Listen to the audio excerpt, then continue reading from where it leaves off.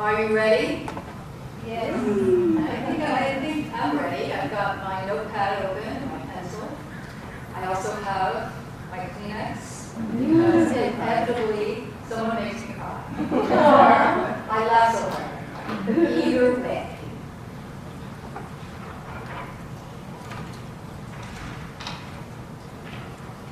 Toastmasters changes our world every day. Sure, they may have prepared you to give a better speech at your best friend's wedding. Or maybe because of Toastmasters, you gave a supportive annual evaluation to one of your employees who's been struggling at their job. But it goes far beyond that. Just how far? Do you believe it could keep a youth from taking drugs? Could it change your community to work? Our keynote speaker today is going to pull back the curtain and reveal just how deeply Toastmasters impacts not just us Toastmasters, but people everywhere in our community, every single day. Presenting Fire Within, please welcome nonconformist, social disruptor, distinguished Toastmaster, David Hablewitz.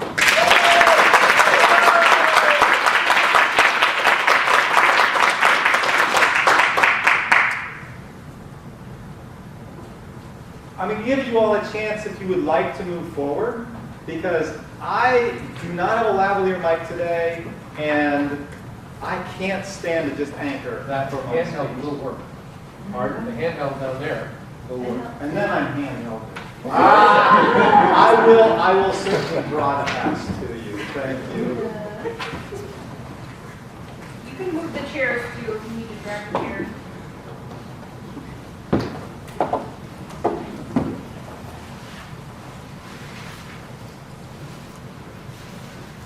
Who wants to become a better speaker?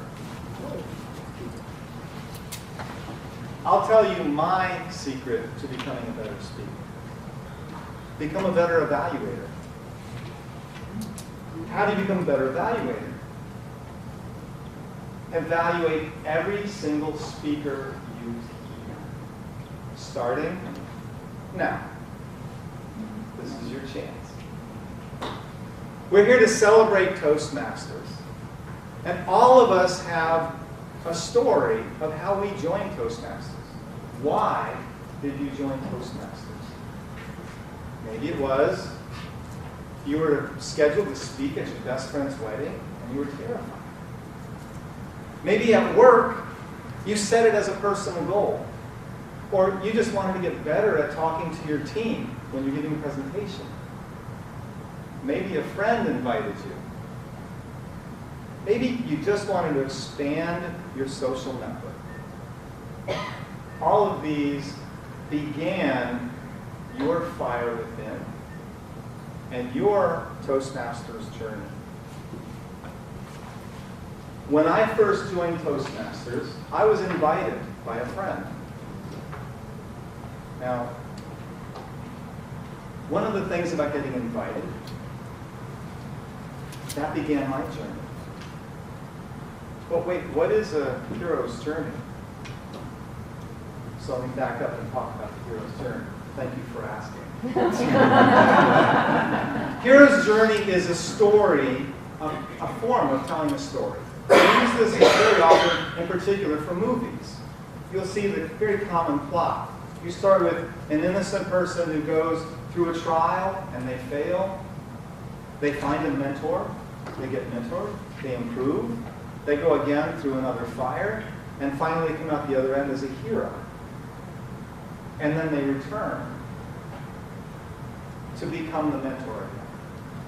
And from there, as I like to say, we send the elevator back down.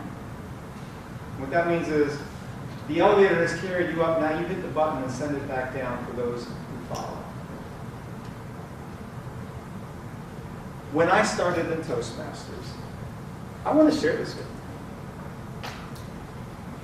Who recognizes this?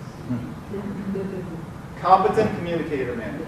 Now, for those of you not raising your hand, it's okay. That's just saying you're younger than the rest of us.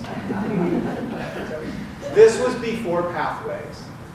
And this manual has 10 speeches, 10 projects that you do. And for me, it's like going back to a yearbook. It's really cool.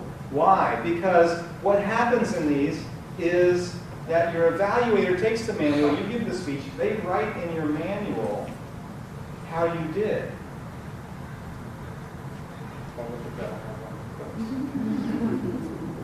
And it's really cool.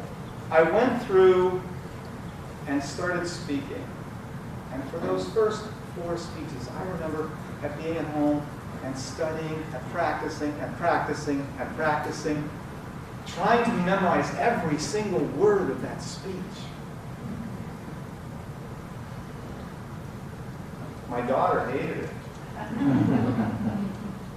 Then I got around to number 5. And I started to go, you know, I've been getting pretty good evaluations. I got this. I don't need to memorize it.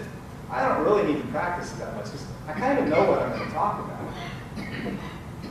So I came in that morning, started giving my speech. About a minute into the speech,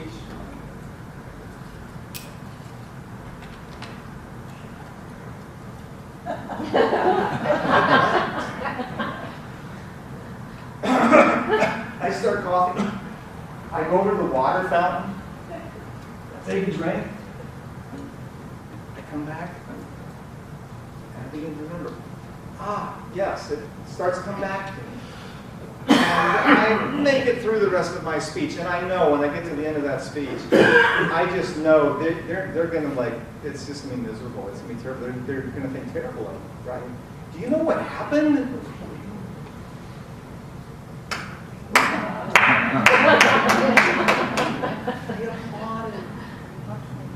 Wow. But I know that evaluator is going to come up, and he's going to rip me a new one. He's going to tell me how bad it is. Don't even get on the stage until you have practiced your speech. You should be better prepared. And do you know what happened? David, you did really well with your presentation, and this point really good, and this is good. And try not to try to memorize your speech, instead just practice a little more. And on and on, and he goes through it to me. And that was good. At that point was when I really understood what they mean when they say Toastmasters is a safe place to fail. But I can't help but deny that at that point the fire within me was very diminished. I feel that. And right about that time, as the way things work, I met the man who became my mentor. Now, not to brag, and I feel like I'm the luckiest person in this room right now, because this mentor won the district table topics contest.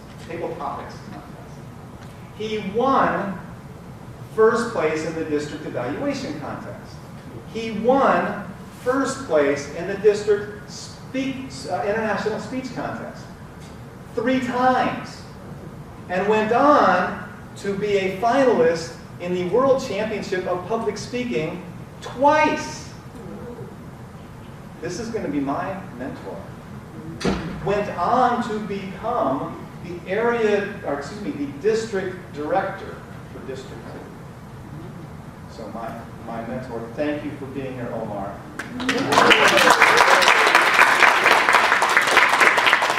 Now, it is not all roses, okay? I want you to know, when he agreed to be my mentor, there was a very strict rule. It was very simple. You do not miss an opportunity to speak. You do, we're done. I went and competed in every contest. I spoke as often as I could. I went to other clubs and did guest speeches. I even joined another club, an advanced club, a member of 2 clubs at that point. Who here is a member of more than 1 club?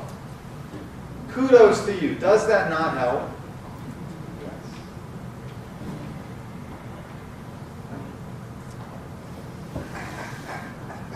That actually helped me to build that fire within.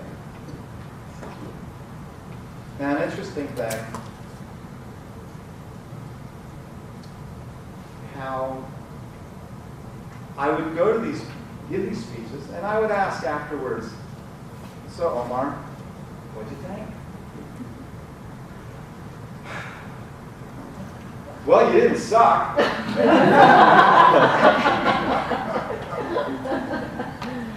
But that did set me on that journey. Now, we're here to celebrate Toastmasters. And Toastmasters, at times, will change people one at a time. For example, when I first joined Toastmasters, my daughter was 10 years old. And bless her heart, she sat through all of those practices that I did with those speeches at home. And on occasion, I would drag her to the meetings because I had no one to take care of her, so I had to bring her with me. And you know what she said to me one time? Daddy, you talk like a Toastmaster. I'm not sure what she meant by that, but it wasn't good. She is now 24, and she is a minister. And just the other day, she told me,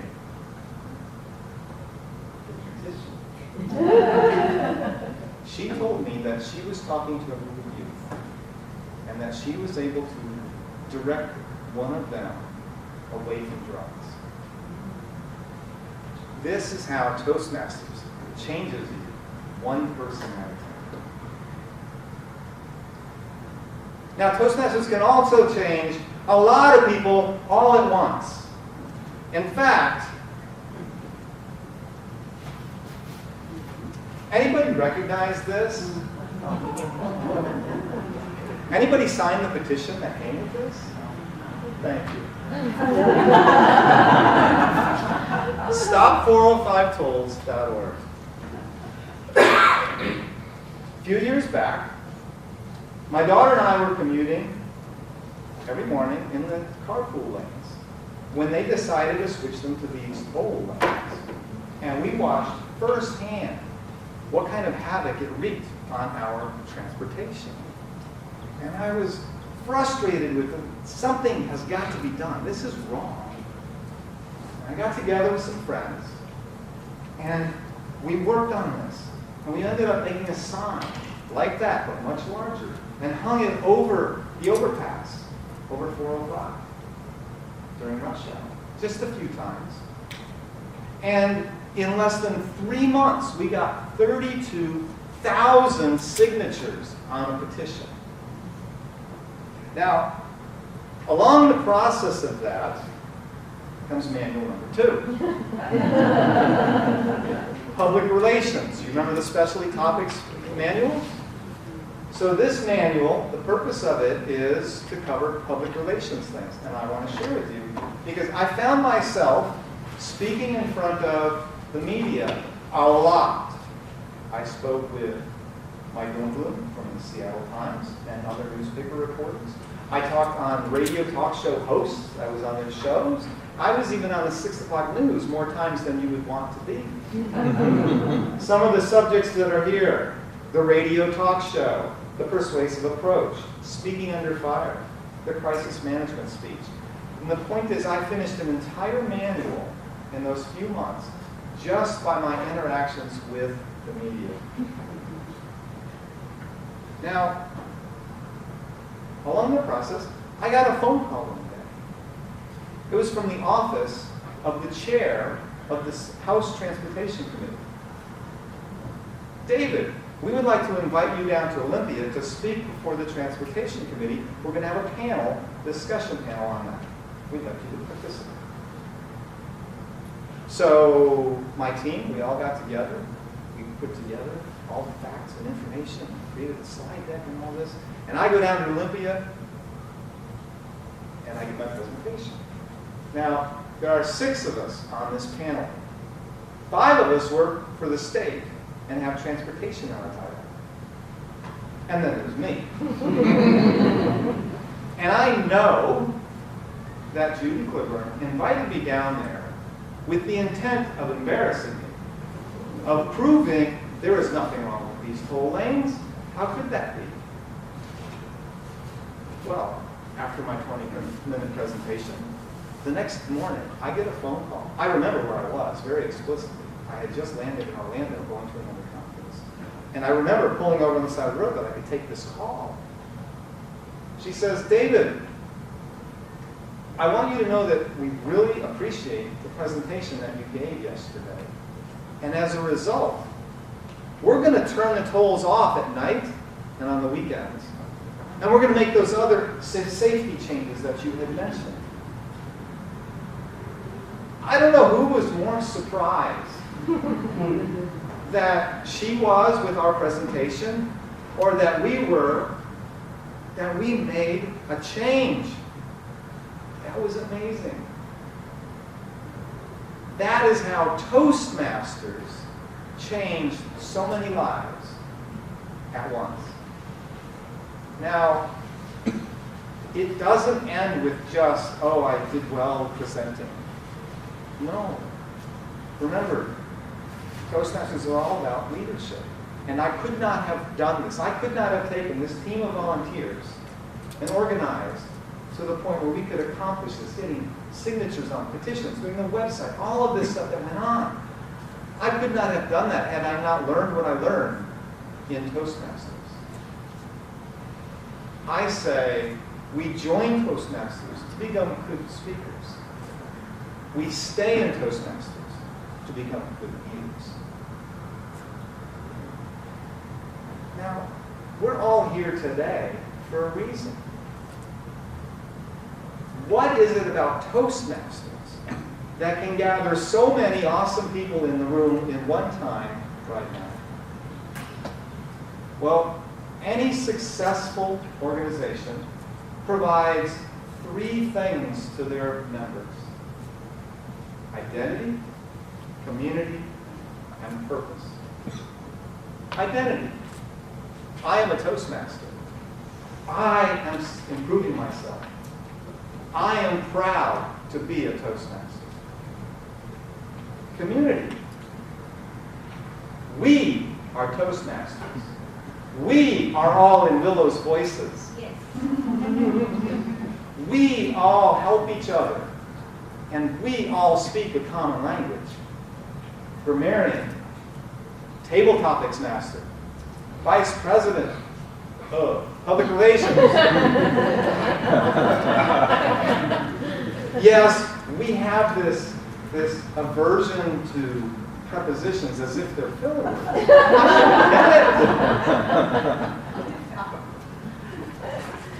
And purpose. I am working on becoming a better speaker and a better leader. Identity, community, and purpose.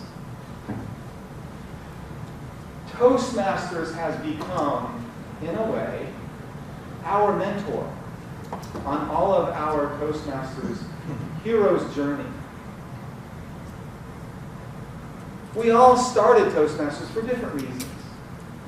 And we're all on different paths in our journeys, at different places in it. And actually, I would say we are all, at the same time, students and mentors and heroes of different storylines that are going on in your lives all the time. With Toastmasters, if you want to know how to make the best out of this, to really get the fire within to burn, every speaker you hear, evaluate it. Every opportunity you can to speak, take it. And everything you see, every chance you get, you lead it. And with that, you will feed that fire within. That Toastmasters.